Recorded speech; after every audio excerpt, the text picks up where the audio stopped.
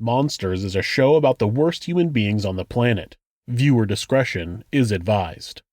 If you'd like to support the show, the easiest way is to donate a few bucks at buymeacoffee.com/monsters.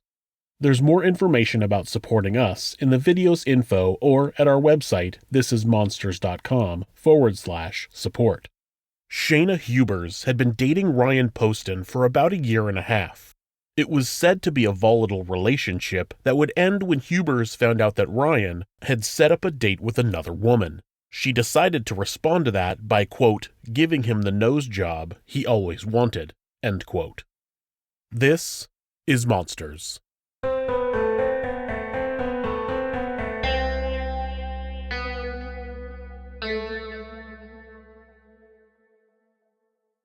Love. It's generally viewed as a good thing. You can love in a romantic way, like how you love your boyfriend, girlfriend, or spouse. You can love in a familial way, like how you love your parents, sisters, and brothers. You can also have what's called objective love. That's when you love something inanimate or not alive, like a sports fan loves baseball, or a car enthusiast loves their Lamborghini.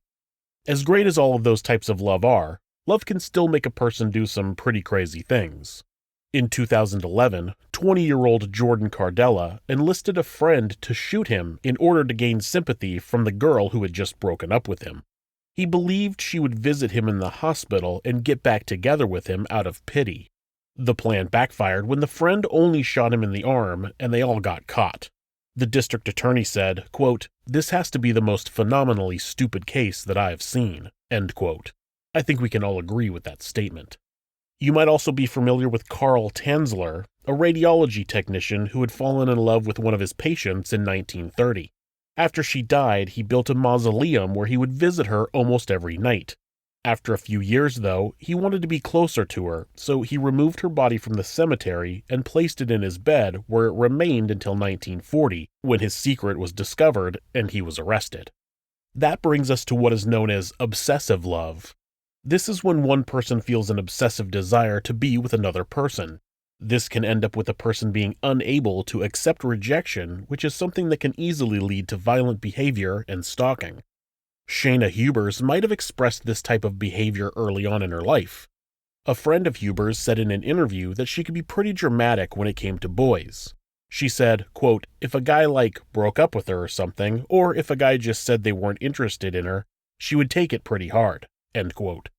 She explained that Hubers didn't like to let things go. That obsessive type of personality wasn't all bad, though. In high school, she was a straight-A student who took many AP classes. She won countless awards for academic excellence and leadership. Her friends said that she wanted to succeed at everything. It led to Hubers graduating cum laude in only 3 years from the University of Kentucky. Hubers was working towards a master's degree in school guidance counseling. Her obsessive personality was something that was putting her on track to gain a lot of success, if she had just kept her focus on school and the future. Everything changed in 2011 when Hubers received a message on Facebook from 28-year-old Ryan Poston. Ryan Poston was also an overachiever. The oldest of 4 children and the only boy, he grew up in Fort Mitchell, Kentucky, about 6 miles or 10 kilometers south of Cincinnati, Ohio. In high school, he studied in international programs in Manila, Philippines, and graduated while in Geneva, Switzerland. He went on to study political science, history, and geography at Indiana University before following the family tradition of becoming a lawyer. Both his grandfather and uncle were attorneys, and due to Poston's passion for justice, he attended the Sam and P. Chase College of Law at North Kentucky University. Ryan was close with his father, and when his parents divorced and his mother, Lisa Carter, remarried Peter Carter, he didn't see it as a competition between father figures. He embraced his new stepfather and enjoyed his life with 2 great male role models. As a way of showing just how big of a role both men played in his life, he had his middle name changed to Carter.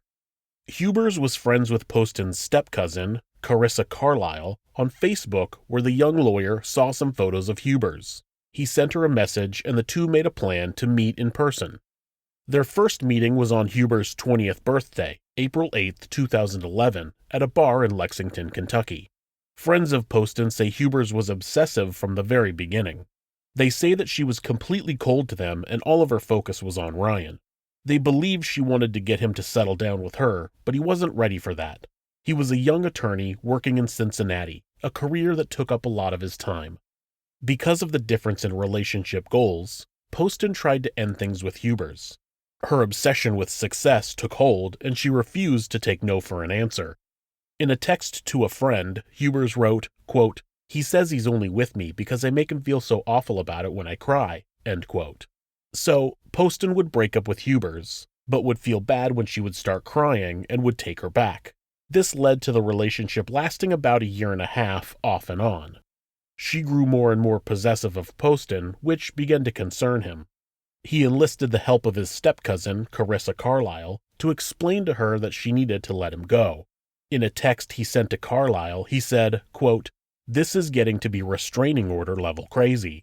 She's showing up at my condo like 3 times and refuses to leave each time," end quote. During this time, Hubers claims that Poston was emotionally abusive. Ryan's neighbor, Nikki Carnes, said in an interview that Hubers would complain to her about Poston's behavior. She claimed that Poston would call her fat, tell her she needed to lose weight, and tell her she needed a boob job. Allie Wagner, who had known Poston for 10 years, said that she had never heard him raise his voice. She said he was, quote, "super nerdy and super sweet," end quote. Poston liked to shoot guns, so Hubers had joined him at the gun range. On October 2nd, 2012, Hubers texted a friend, quote, "A part of me wanted to turn around and shoot him. I wonder why he's taking me on dates and stuff. LOL. I'm not going to turn down learning to shoot a gun. Haha," end quote. In October of 2012, Ryan Poston had set up a date with a woman who wasn't Shayna Hubers.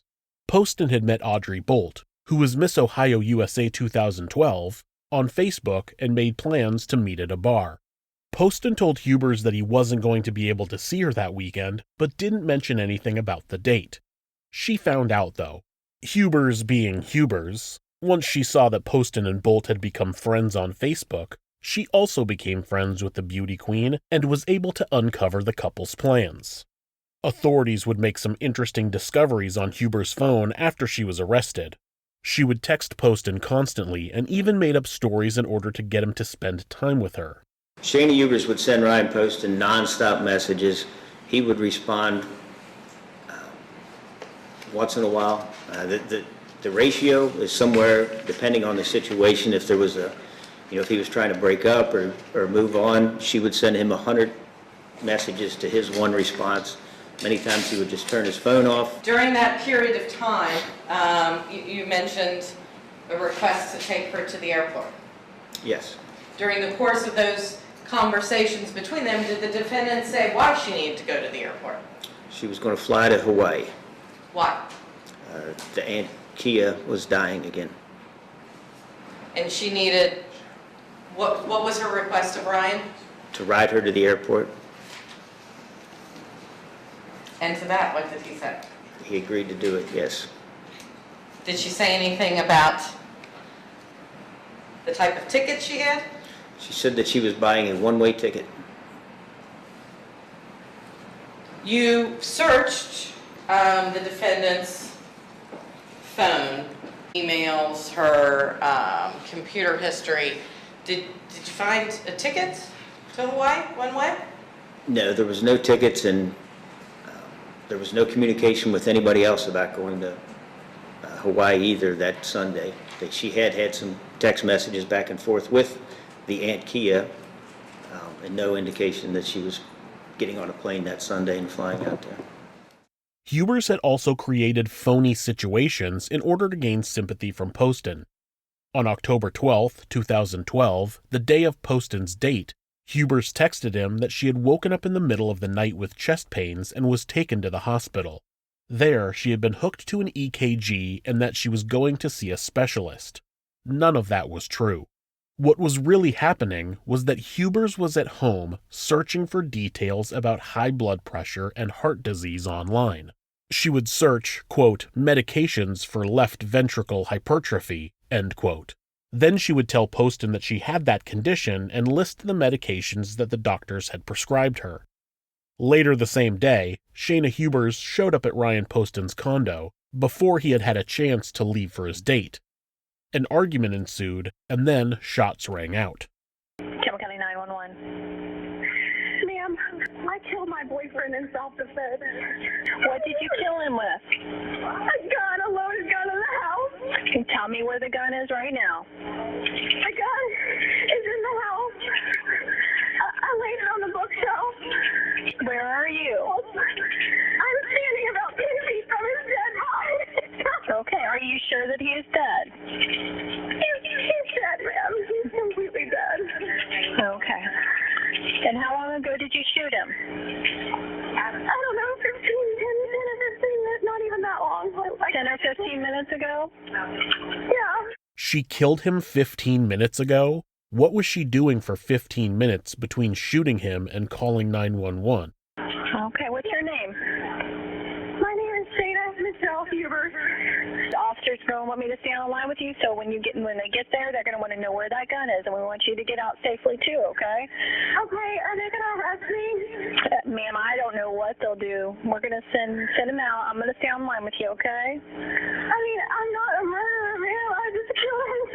What happened exactly? What happened? He beat me and tried to carry me out of the house, and I came back in to get my things, and he was right in front of me, and he reached down and grabbed the gun, and I grabbed it out of his hand and pulled the trigger. Okay. All right. Do you need an ambulance? Have you been injured? I'm not injured, ma'am. I was thrown into the side of the couch. All right. What's his name? Ryan Poston. He's an attorney in Cincinnati. Okay. Have you had a history of domestic violence with him? Yes. Okay. And is this your gun? No, this is his gun. He keeps loaded guns in the house. So he slammed you into the couch, but you don't have any injuries? I don't have any injuries. I was just very frightened. He's a lot bigger than me. He's 6'3", 200 pounds. I'm 5'8", 120. And he picked me up, and I said, let me get my things at least if we're going to break up. And he threw me across the room, and I was very startled. I was laying on the floor. Okay. All right. And I killed him. Ma'am, you're sure he's not breathing at all? Do I have to go touch him? No, that's okay. They actually have someone who's outside almost right now, but I'm going to stay on the line with you, okay? It's clear now why she waited 15 minutes. She had to figure out her story. She called 911, immediately saying, quote, I killed my boyfriend in self-defense, end quote. Then she wants to know if she's going to be arrested and immediately explains how he abused her.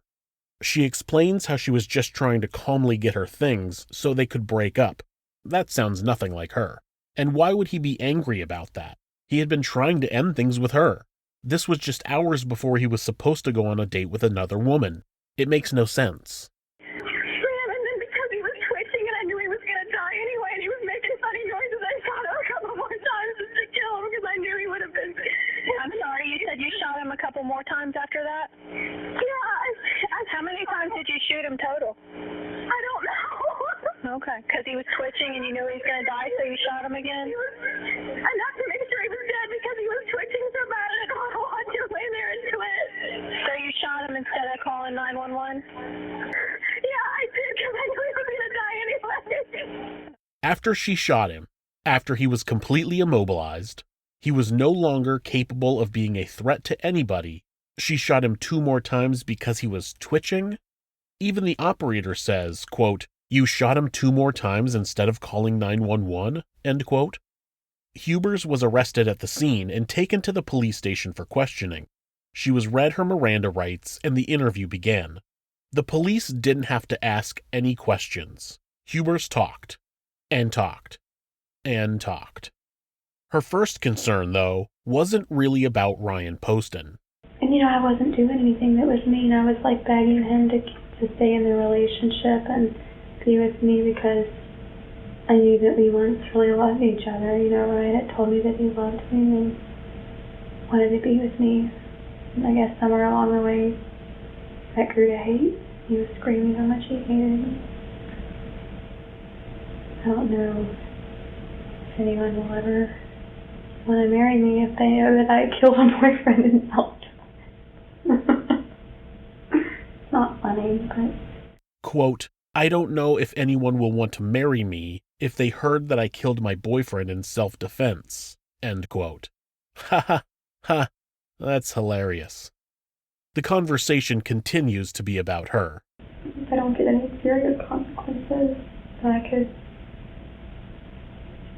really be happy just having a career and maybe not even ever getting married. Because this is very traumatic, you know. It's very traumatic for me to live with it.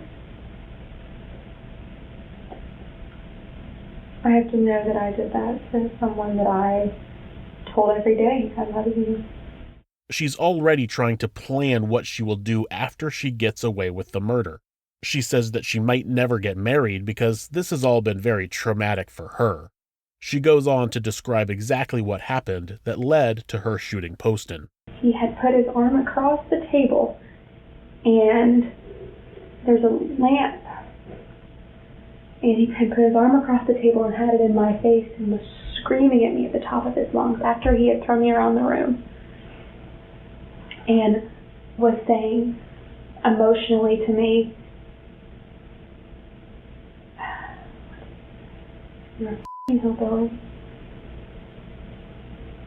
I f***ing hate you. I hate everything about you for what you are and my family." And he was screaming it, and he had his hand on the table, and he wasn't completely standing up. He was like this. He was sitting, he was enough that when I shot him, he was sitting like this. Literally. That's when I knew he was dead. Or close to it, and twitching. And I let him, I still, even though it hurt, I still, enough of me, loved him.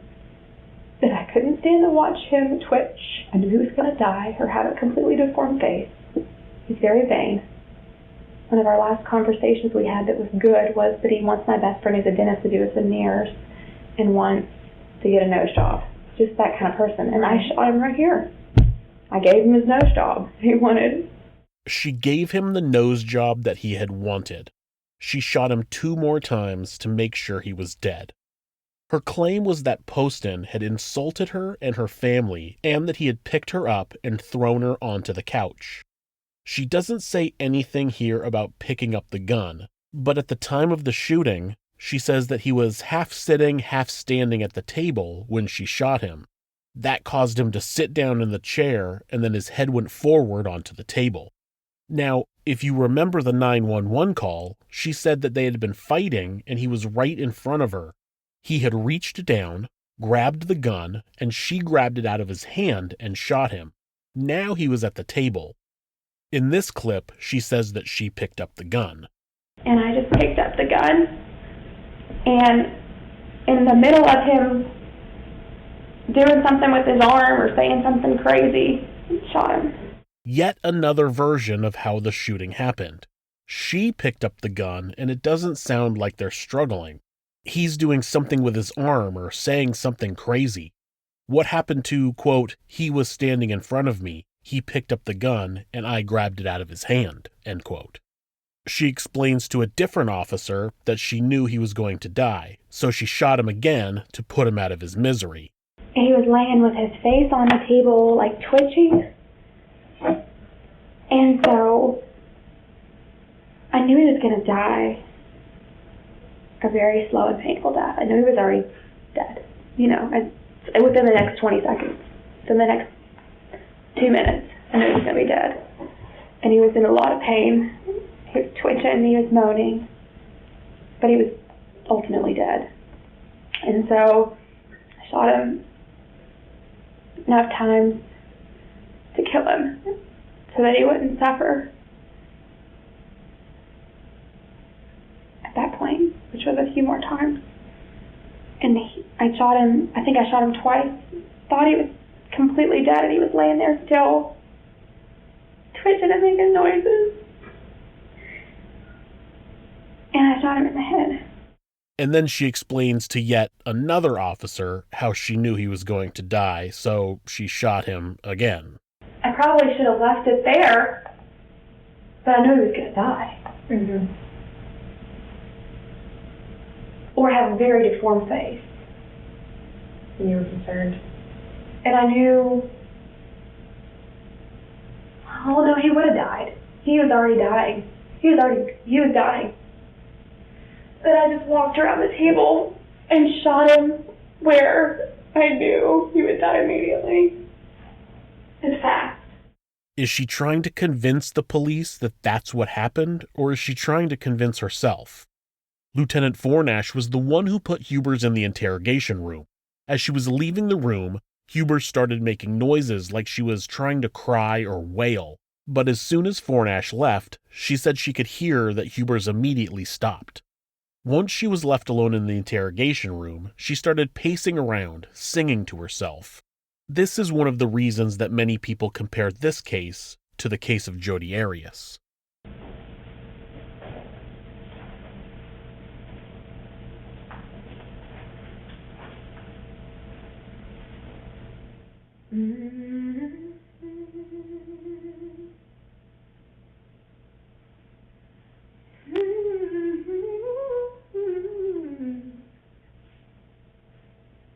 How sweet the sound that sings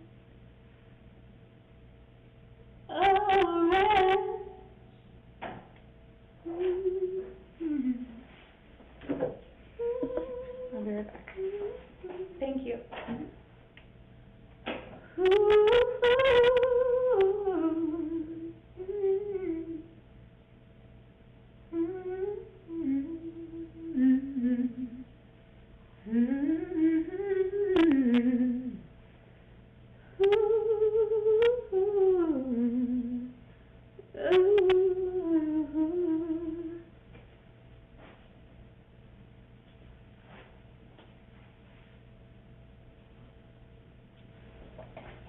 I did. Yes, I did. I can't believe I did that. A young, attractive woman who killed her boyfriend because he wanted to see someone else, claimed that they did it in self-defense, and spent time acting strange and singing during their interrogation. I think we can all see the comparison. While in the interrogation room, she never stopped talking. She asked about what life in prison was like. She asked if people were allowed to bring their cell phones with them. She asked if showers were available or if people just got really dirty. She also asked if you have to shower in front of people. Shayna Hubers was charged with the murder of Ryan Poston, which she pleaded not guilty to and maintained that she had shot him in self-defense. Authorities found no evidence of a struggle inside the condo. Hubers had claimed that Poston had thrown her into a bookshelf, but a picture of that same bookshelf showed that everything on it was still in place.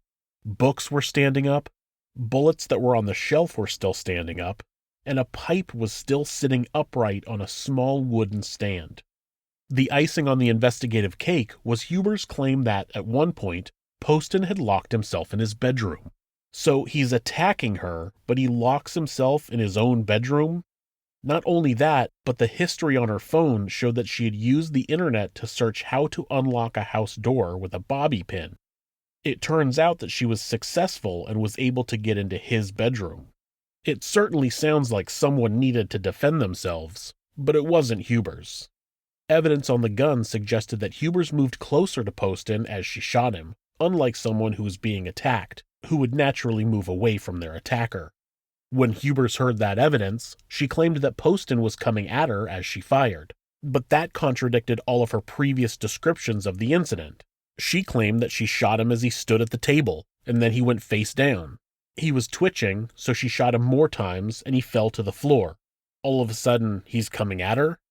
In her attempt to show that she had acted in self-defense, she made many accusations against Poston.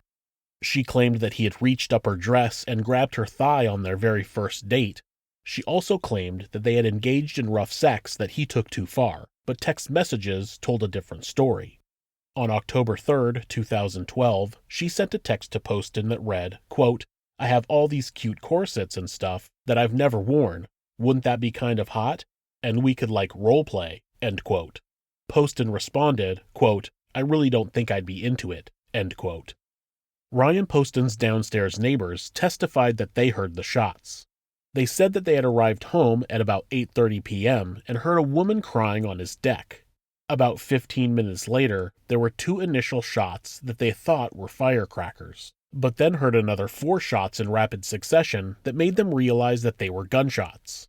When asked if they heard any arguments or a struggle, they said no. They confirmed that if there had been a physical altercation and she had been thrown across the room, they would have heard it. Hubers did not take the stand in her own defense, but she did offer an apology for her actions. Before her sentence was handed down, she said, quote, "I'm sorry to my family, and I'm sorry to my friends for letting them down, and I'm sorry for the money that my parents had to spend on attorneys," end quote. She never did, and still never has, apologized to Ryan Poston's family for what she did. On April 23, 2015, she was found guilty of the murder of Ryan Poston. She was sentenced to 40 years in prison with parole eligibility after 20 years. Her defense tried to get the judge to recognize Hubers as a victim of domestic abuse, which would have given her a lighter sentence, but the judge would not. In order to be recognized as a victim of domestic abuse, you have to either be married to the victim or living with them full-time. Hubers tried to claim that she lived with Poston, but that wasn't true, and the judge wasn't fooled. In August of 2016, Hubers' conviction was overturned because it was discovered that one of her jurors had lied about their criminal past and had been convicted of a felony. Her second trial began on August 8, 2018. Around the same time, Hubers had met someone in county jail and they wanted to get married. As soon as they put their marriage request into the prison, she also contacted the media. She did an interview with WCPO's Craig McKee where they discussed her newfound love and how she felt about her new trial. It appears that you've fallen in love. Yes. How did that happen? I can only describe it as like a spiritual encounter that I had with another person that I met here a couple years ago that I grew to know over the years. Mm-hmm. And we just got really close, and we're both forced into a similar situation. And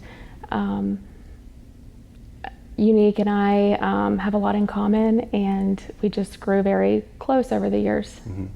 So when you first met Unique obviously was arrested. Richard McBee goes by Unique, yes. Obviously. January 10th of 2016. So when did you, after that? I met McBee that summer of 2016 when I returned for my new trial. Okay. Yeah. So. I left Campbell County Jail and was transferred south of here in January of 2016 right after he arrived, so I didn't meet Unique, she until that summer. Right. To me, I don't see Unique as a gender. I don't see Unique as a man or a woman. I see Unique as a soul that I love. Hubers met a transgender inmate while being held at the county jail. Richard McBee, who identifies as a woman and goes by Unique Taylor, was arrested on robbery charges which brought him to the Campbell County Detention Center. Hubers returned to the same jail a few months later in preparation for her new trial. The two met and eventually decided that they wanted to get married. They sent a request to be married to the detention center. Have you heard back from anyone yet? We have not. And we've both had people calling the Campbell County Clerk's office. And in my opinion, I feel like we're being spun already. And I feel as if I've already been retaliated against. So. Even if it's only been 7 days? Yes. I mean, do you have confirmation they received your request? No, I do not. I feel as if I've been retaliated against at the actual institution, at the jail, because the jailer was contacted by Richard McBee, mm-hmm. Unique Taylor, about our marriage.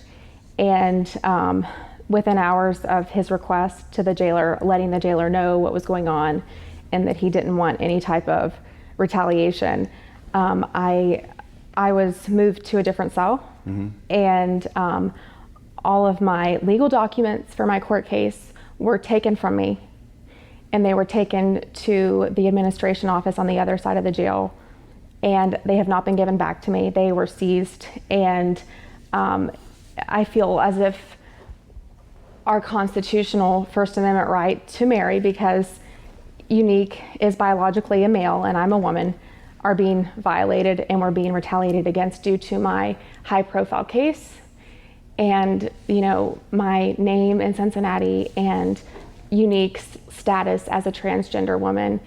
Of course, everyone is retaliating against them. They didn't get an instant response, so the jail is out to get her. Of course, that ends up being not true because the two were married at the jail on June 7th, 2 months before her second trial started. The conversation moves to her new trial, which she isn't very hopeful about. When you heard that your conviction was being thrown out and you were given the opportunity of a second trial, was there relief? Did you smile a little bit? Did you have any reaction like, all right, I get another chance here? What was your reaction? I was obviously very happy. It was something that was very special to me and for my life. Do you think you can get a fair trial in the second round? I don't believe I can gain a fair trial in Campbell County. I don't believe that that's possible here in this county. Is that because of all the media coverage, or why would you think that? I feel like there's a biased opinion against me here. Sorry, Shayna, but there's a biased opinion about you everywhere. You murdered someone. McKee asks if she will take the stand at this trial. I know there are a number of things your attorney's trying to get tossed out, and they're going through all that normal stuff from text messages and statements made prior to your rights being read. At least that's what they're claiming. So I guess it's possible this trial might look a little different than the first one. I'm not sure. Will you take the stand in this? You'll be called, I would assume. I mean, you took the stand last time. I didn't take the stand at the last trial. Could have sworn you did. No? Am I thinking I may be thinking of the videos then. I didn't take the witness stand at my first trial. I'm thinking, there's video that I'm thinking of though with you up on the stand. I took the stand at a sentencing hearing that was later. That's what I'm thinking of Yeah. then. Okay, yeah. Okay, I apologize. So you don't know if there are any plans to change any of that at this point? Plans to change? You taking the stand then during this trial? I'll leave that up to, I'll make that a surprise. We'll put that into surprise. Surprise. Yeah. Okay. It's gonna be a surprise, like a fun little game. You know how fun those murder trials can be. Well, surprise! Hubers did take the stand to testify in her own defense. When he was first shot, he let out a really loud noise that sounded like an animal. It sounded like a bear, some type of wild animal. And it really freaked me out. I thought that he was going to snap my neck because of the way that he was jerking my head around. And he had all of his weight on me, and he had all of his weight on my body, and he was jerking my head around with his hand in my hair. I don't believe I said that night, no. And did you seek medical treatment? No. And it was offered to you multiple times, wasn't it? Yes. Her story has changed yet again. Now he was on top of her and he had her by the hair and he was jerking her head around. I thought he was at the table, or maybe he was coming towards her. I can't keep track. This is her explanation of why her story's been changing. I believe that everything that Ryan had that had ever happened in our relationship between us that was negative was reverberating through the walls of my mind when I made those statements as if they had just happened that day. So things that had happened 6-8 months prior were like they had just happened that day to me. And I think at that time I truly believed those things had just happened that day. Also, putting my clothes on that day was like I had just done it. It's like all these things were in my mind as if they had just occurred. She thought that everything that had happened in their relationship had just happened. So she's basically admitting that everything she's said is garbage. Shayna Hubers was found guilty at her second trial and sentenced to life in prison with the possibility of parole after 20 years. Taking into account the time she's already served, she'll be eligible for parole in 2032. 7 months after Hubers' marriage to Taylor, she filed for a divorce. The divorce petition claimed that the marriage was, quote, irretrievably broken, end quote. Thanks so much for watching this video. If you enjoyed it, give us a thumbs up, leave us a comment, and make sure to hit the subscribe button to ensure you don't miss a video. Also, remember that if you'd like to support the show, you can find information on how to do that in the video's info or at thisismonsters.com/support. Thanks again.